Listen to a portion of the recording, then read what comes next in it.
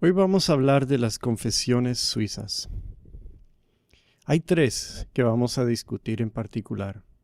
La primera se llama la Primera Confesión Helvética de 1536 y es también la Segunda Confesión de Basle o Basilea, la Segunda Confesión Basilea. Hablemos brevemente de la Primera Confesión Helvética, ya que es importante para la Segunda Confesión Helvética, que es una de las más famosas de las confesiones protestantes. Basle fue la ciudad suiza que se reformó siguiendo el ejemplo de Zúrich, así que fue la segunda ciudad de Suiza, la segunda ciudad mayor de Suiza que se reformó. En Zúrich tuvieron un debate sobre los 67 artículos de Zwinglio y el concilio de la ciudad decidió apoyar la reforma que Zwinglio proponía. En Basle tuvieron un debate unos años después con 10 artículos. En Basle estaba radicado uno de los más importantes publicadores del día. Ahí tenía su taller. Y ahí por algunos años vivió Erasmo cerca de Johann Froben, que le publicaba sus libros. Una imprenta en ese momento era una novedad y buscaba publicar lo último en ideas, y en ese momento eran ideas humanistas y se inclinaban hacia la reforma. Entonces ahí llegaron reformadores y en Basle también estaba el reformador Johannes Ecolampadio. Él fue el autor de la Primera Confesión Basilea, la Primera Confesión de Basle de 1534. La Segunda Confesión de Basle o la Primera Confesión Helvética fue distinta por ser adoptada por todo el país. Por eso ya no le llaman la Segunda Confesión de una ciudad, sino la Primera Confesión de todo el país. La primera de Basle sirvió para esa ciudad y también la ciudad de Mühlhausen, en el este de Francia, pero nada más.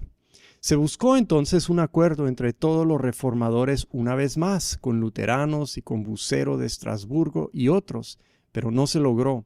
Así que los suizos se resolvieron a lo menos unirse entre sí mismos, ya que no tenían la misma visión de la Santa Cena a la de los luteranos en Alemania. Notemos que este punto de la Santa Cena lo van a estar peleando entre sí los reformados todo el siglo. Es lo único que mantiene a los protestantes en el continente aparte. Existen dos polaridades. Zúrich está en un extremo y el luteranismo está en el otro. Bucero y después de él Calvino van a pasarse la vida buscando reconciliar estos dos extremos. La segunda de Basle, que es la Primera Confesión Helvética, tuvo más influencia de Bullinger y lo que fue la iglesia en Zúrich que la Primera Confesión Basilea que la desarrolló Ecolampadio. ¿Esto qué quiere decir?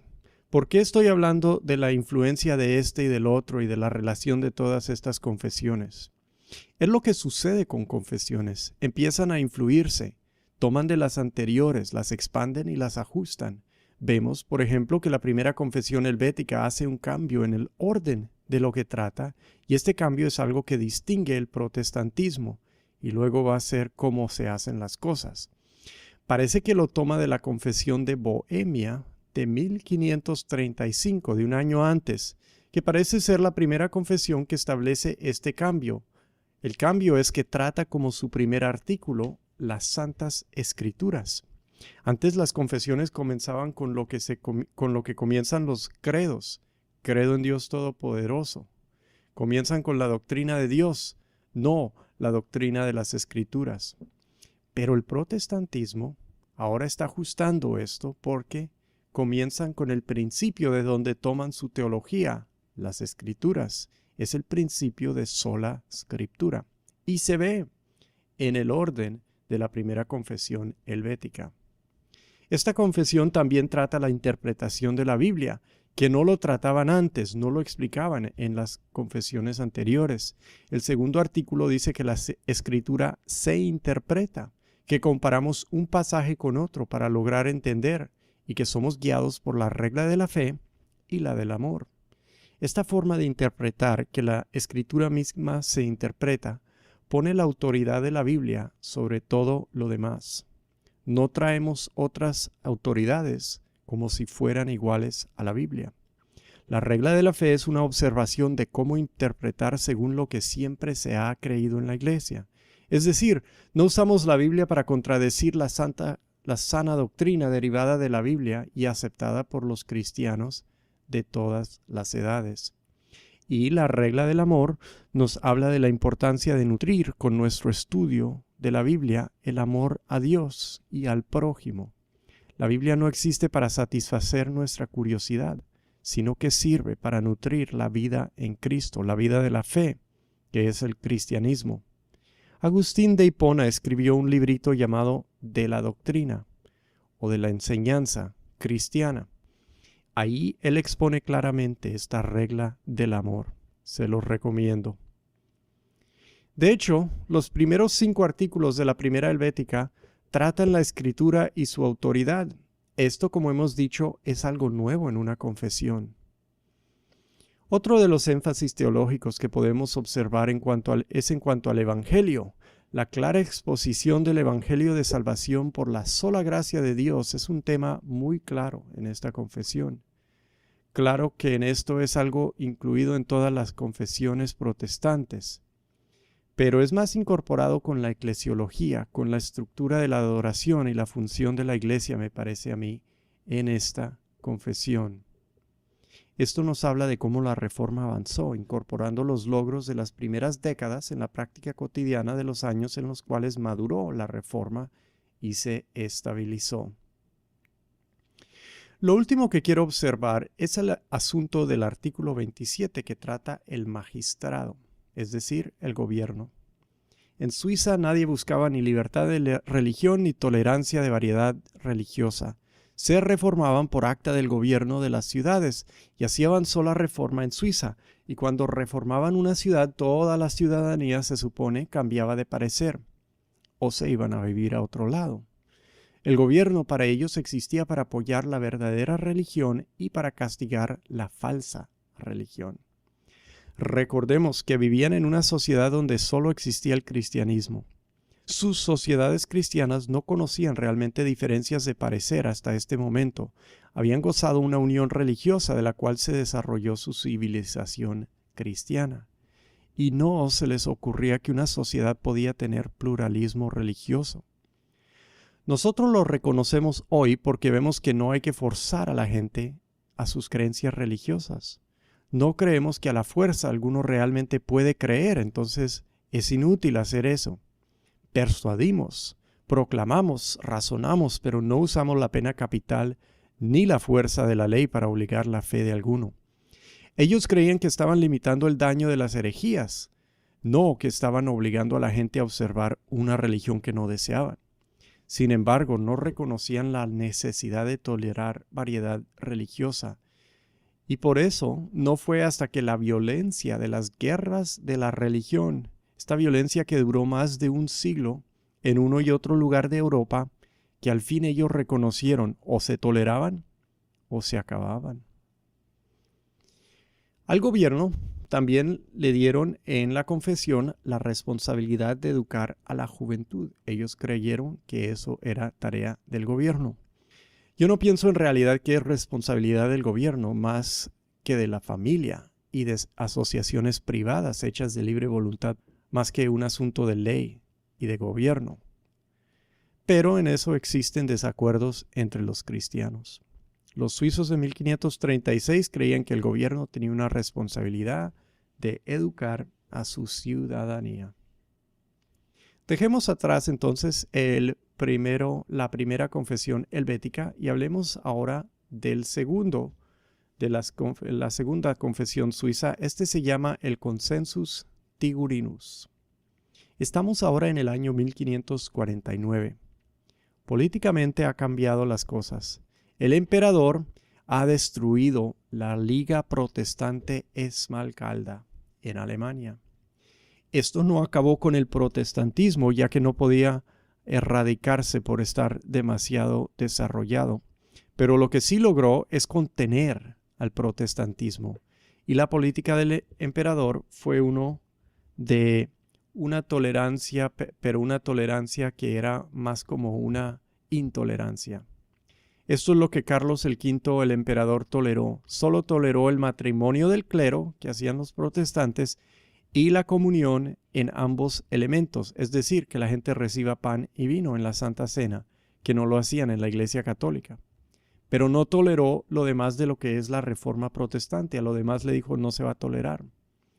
Pues eso forzó que los protestantes se dividieran, porque unos aceptaban los términos del emperador porque querían paz y ya no querían guerra, y otros obviamente querían ser fieles y se resistían.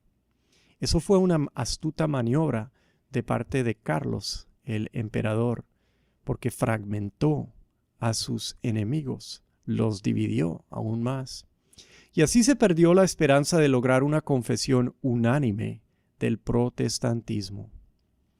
Entonces lo que está sucediendo es que estamos entrando en 1549 en una situación en la que se definen fronteras políticas a base de la confesión de fe.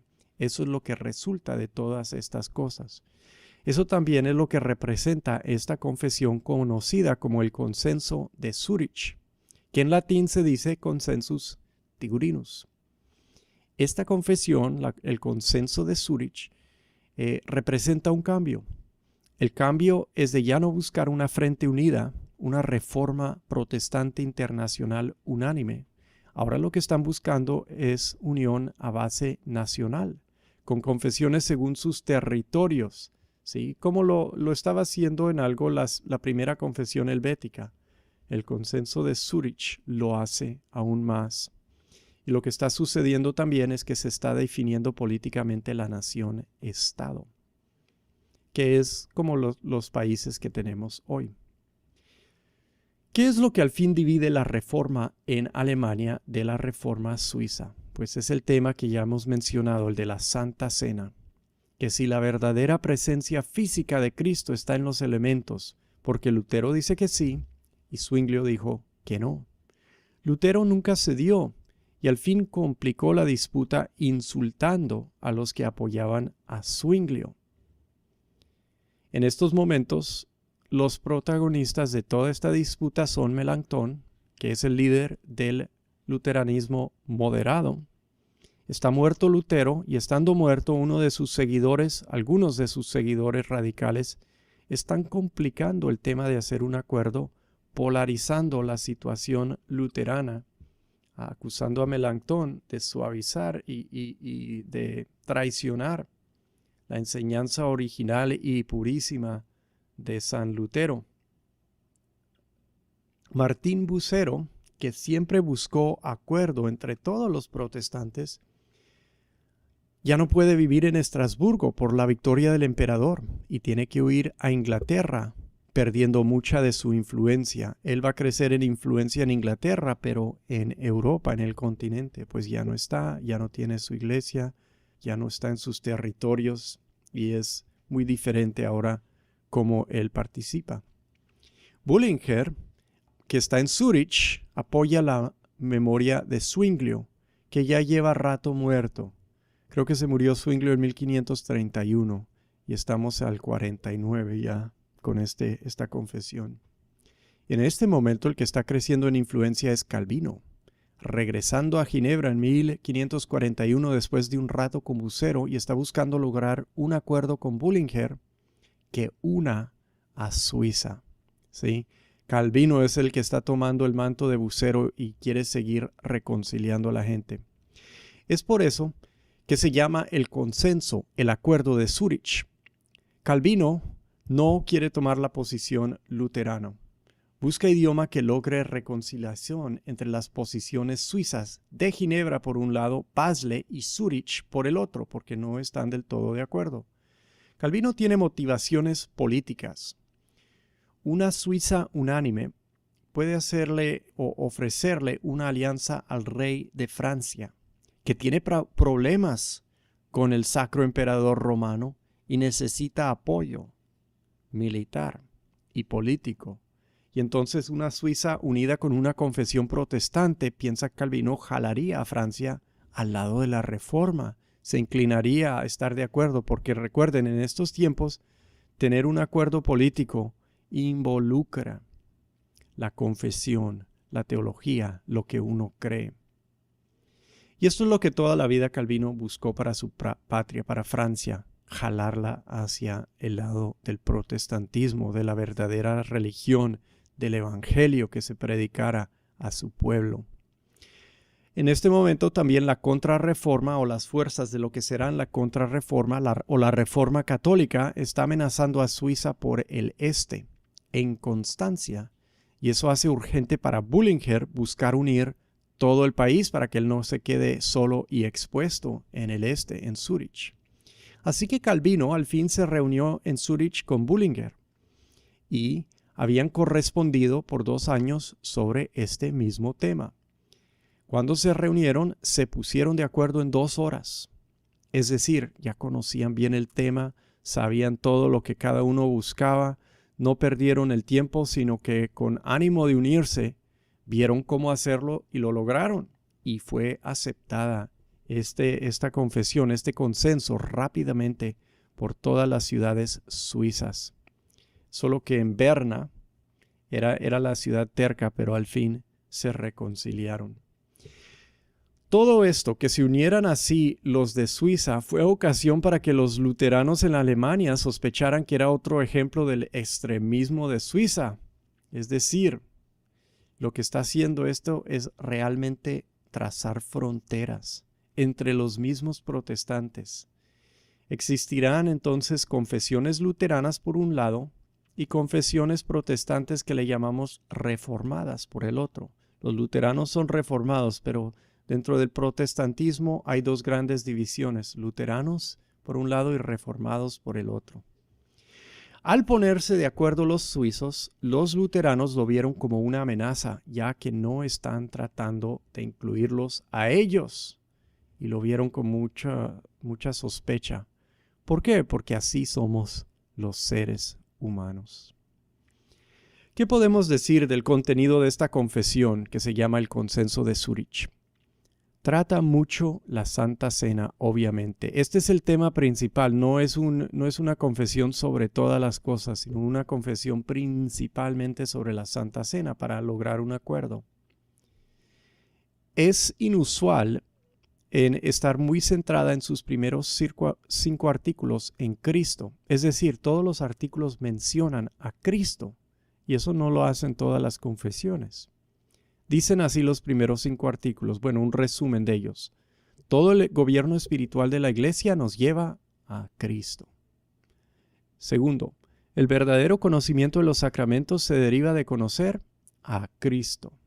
Tercero, habla de la naturaleza del conocimiento de Cristo. Cuarto, habla de Cristo como sacerdote y Cristo como rey. Y el quinto, cómo se comunica Cristo a nosotros. Y podemos ver que quieren subordinar la teología de la Santa Cena a la cristología. Eso me parece está bien hecho, así debe ser. Así delinea el resto de la confesión una teología de la Santa Cena. Concluye condenando varias posiciones erróneas sobre la Santa Cena, pero dice, para entender la Santa Cena debemos entender a Cristo, lo que Él está haciendo, que es conocerle y cómo se comunica a nosotros. Y luego desarrollamos toda la teología de la Santa Cena. ¿Cuál es la teología que desarrollan? Pues dicen que en los símbolos de la Santa Cena realmente nos es ofrecido Cristo. Cristo no se presenta local o físicamente, pero sí espiritualmente. Los símbolos, los elementos, no son el objeto al cual miramos, sino que en la cena miramos a las promesas, es decir, nuestro objeto en la cena no es venerar a los elementos y mirar el pan, sino que recordar las promesas y mirar hacia ellas por fe y creerlas, y así aprovechamos. Los sacramentos, ellos dicen, no nos pueden salvar y afirman que solo Dios nos salva. Pero dicen, Dios usa la cena y el bautismo, que son para ellos los sacramentos, como instrumentos para nutrir la fe del creyente. Y dicen y aclaran que no todos los que reciben los elementos reciben los beneficios. Tienen que recibir los elementos creyendo las promesas de Dios para que sean eficaces. No es el puro participar. como lo dice la teología católica.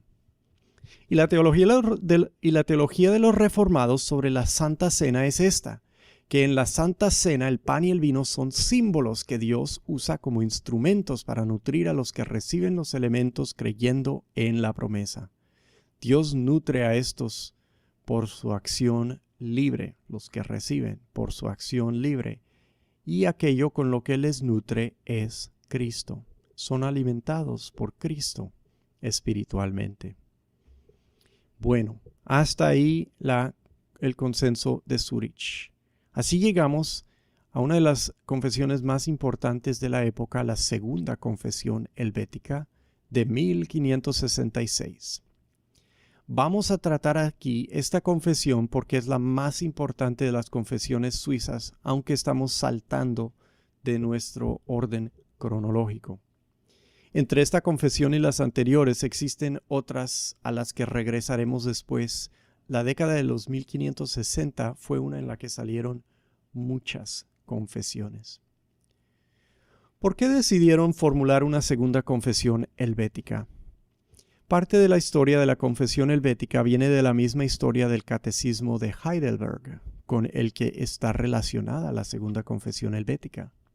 Federico el III, el elector del Palatinado, había abandonado la posición luterana. Él está en un territorio alemán, pero a él se le dio por abandonar la posición luterana y llegó a una posición reformada. Él es la persona que patrocinó el catecismo de Heidelberg. No solo por la presión que él sentía de los demás luteranos de por qué estaba haciendo eso, pero por el mismo emperador que le estaba exigiendo una explicación. ¿Qué es lo que él creía? ¿Cuál confesión presentaba? Recordemos que en Augsburgo se presentó la confesión luterana, pero no se presentó una confesión de otro parecer. Entonces, oficialmente en los documentos del gobierno del imperio, reconocen católicos, saben lo que son luteranos, pero estos otros, ¿qué son? Heinrich Bullinger había corregido la primera confesión helvética durante su vida y la había anexado a su último testamento, pensando que se iba a morir en la plaga en la que se murió su esposa y sus hijas durante los 1550, quizás 1554 si estoy bien, pero no estoy seguro de esa fecha. Bullinger lo sobrevivió y le mandó esta corrección, esta segunda confesión a Federico en latín, que le pidió ayuda. Y ese era el idioma de esos documentos. Federico le pareció tan buena que la tradujo al alemán y dijo, esta es mi confesión. Esa confesión quedó tan bien hecha que se tradujo muy pronto al francés, al holandés y a muchos otros idiomas. Hungría y otros países del este de Europa lo aceptaron como su confesión de fe y fue muy influyente esta confesión. Heinrich Bullinger fue uno de los reformadores que más tiempo duró. Repuso a Zwinglio cuando éste se murió en 1531 y Bullinger duró en Zúrich hasta que él murió en 1575. Eso es más de 40 años. Como líder, como pastor, conversando con Calvino y otros reformadores, porque él tuvo correspondencia con muchos e influyó mucho en Inglaterra, el hombre desarrolló una teología bien considerada. La moldearon los conflictos, el estudio personal. E imagínate nomás discutir un tema por correspondencia y luego cara a cara con Calvino. Eso es lo que hizo Heinrich Bullinger.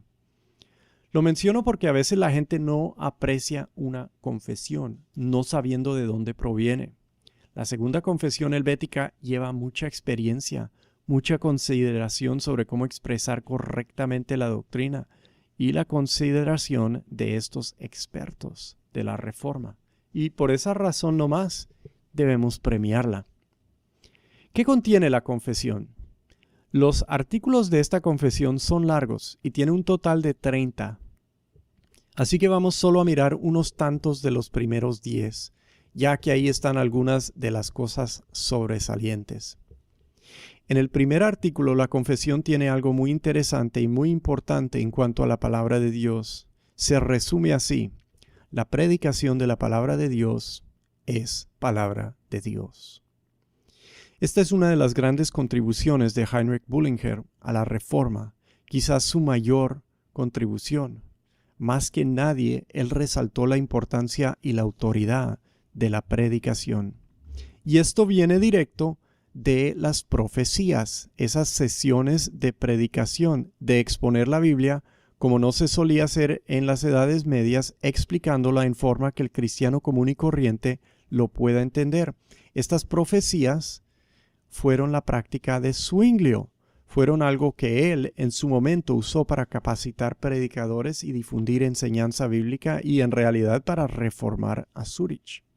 Bullinger desarrolló la teología que mantendría un alto concepto de la importancia de lo que prácticamente ya habían logrado las profecías en exaltar la predicación. La predicación de la palabra de Dios es palabra de Dios. Aquí estamos hablando de la autoridad y necesidad de la predicación. Necesidad de la predicación. No solo en la confesión, pero en una colección de sermones llamada Las Décadas, que fue un libro muy distribuido en el mundo y usado en Inglaterra, Bullinger promovió la importancia y la autoridad de la predicación. Puedes decir que es importante para ti la predicación, pero tienes que decir qué es lo que uno piensa se logra con ella. ¿Qué dices exactamente es? ¿Cómo se hace? Eso revela lo que realmente piensas de ella. Y lo que realmente pensaba Bullinger de la predicación es que él dijo: la predicación de la palabra de Dios es palabra de Dios. La confesión y Bullinger no están ahí diciendo que cualquier predicación es palabra de Dios, pero que si se está exponiendo con fidelidad a la Biblia, se debe aceptar con la autoridad de la palabra de Dios. Está resistiendo a los que quieran decir que no es más que una interpretación y que no lleva la fuerza de las mismas letras. Está afirmando aquí la confesión que es debido interpretar la Biblia. Interpretar no es agregar, es descubrir lo que dice. Y la interpretación fiel de la Biblia es lo que nos quiere decir Dios, y le debemos el mismo respeto que a la Biblia. Si miramos más de lo que dice este artículo, entendremos a lo que se dirige Bullinger. Había quienes se oponían a la predicación porque decían que los iluminaba a ellos directamente el Espíritu. Pero esto es lo que dice la confesión. La iluminación interior no hace innecesaria la predicación humana. Aunque en verdad nadie viene a Cristo si el Padre no le lleva y sin que sea iluminado interiormente por el Espíritu Santo, sabemos, sin embargo, que la voluntad de Dios es que su palabra sea predicada públicamente en todas partes. Indudablemente, Dios podría haber enseñado a Cornelio, según Hechos de los Apóstoles, sin valerse del servicio del Santo Pedro, sino mediante el Espíritu Santo o mediante un ángel. No obstante, Dios indicó a Cornelio que mandase a buscar a Pedro, del cual el ángel dice: Él te dirá lo que tienes que hacer. Y ahí está diciendo, Dios mandó que buscara un predicador que le predicara.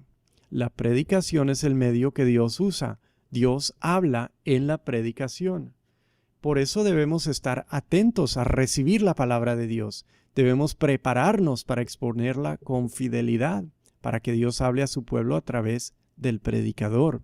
Es una concepción alta de la predicación y fue muy influyente en Inglaterra, especialmente con el puritanismo, que fue un movimiento predicador. Enseguida sigue el artículo 2 que habla de cómo se debe interpretar la Biblia. Una de las cosas que trata es la relación de la interpretación bíblica y la tradición cristiana.